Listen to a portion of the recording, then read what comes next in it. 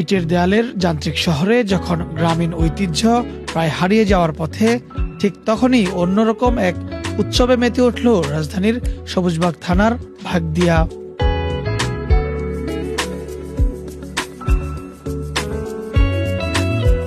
পবিত্র ঈদ উল ফিতরের আনন্দ সবার মাঝে ছড়িয়ে দিতে স্থানীয় পঞ্চায়েত ও যুব সমাজের উদ্যোগে আয়োজন করা হয় এক বর্ণিল ঈদ উৎসবের।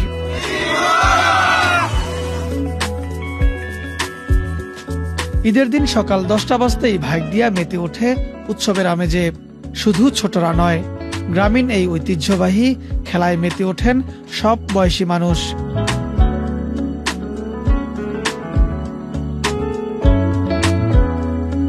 বাদ যাননি এলাকার বৃদ্ধরাও।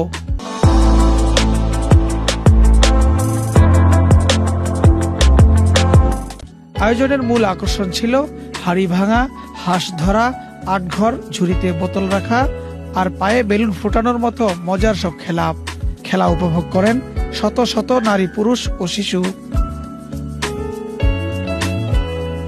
এই আয়োজনের উদ্দেশ্য কেবল আনন্দ নয়, বরং সমাজের ঐক্যবদ্ধতা এবং ভ্রাতৃত্বের এক দৃষ্টান্ত স্থাপন করা।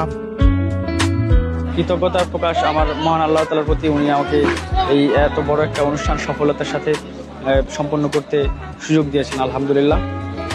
আমি ইসলামী শরিয়া মেনে কিভাবে ঈদ আনন্দ উদযাপন করা যায়, ইসলামী শরিয়ার মধ্যে থেকে বিদাত শিরক মুক্ত থেকে কিভাবে একটা ঈদকে ঈদের মতো করে উদযাপন করা যায়, আমরা একটা মুসলিম উম্মাহ হিসেবে এই বিষয়গুলো আসলে এখানে তুলে ধরার চেষ্টা করেছি।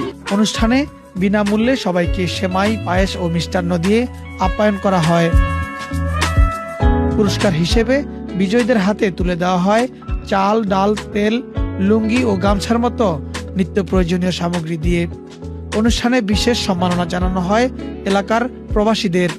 সম্পূর্ণ অরাজনৈতিক এই মিলন মেলা ও উৎসবের মাধ্যমে এলাকার আবাল, বৃদ্ধ, বনিতা সবাই একযোগে মাদককে লাল কার্ড দেখায়।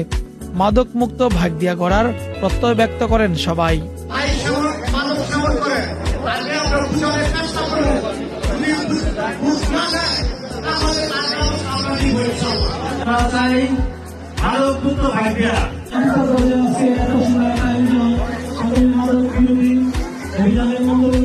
মাদকের যে ব্যাপারে সবাই আমার সাথে যেভাবে সামাজিকভাবে যেভাবে আসলে সমর্থনে এসেছে, আমি সমাজের সকলের প্রতি কৃতজ্ঞ।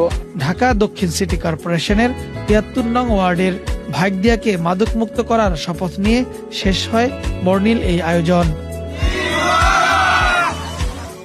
Akter Hossain, channel I, Dhaka.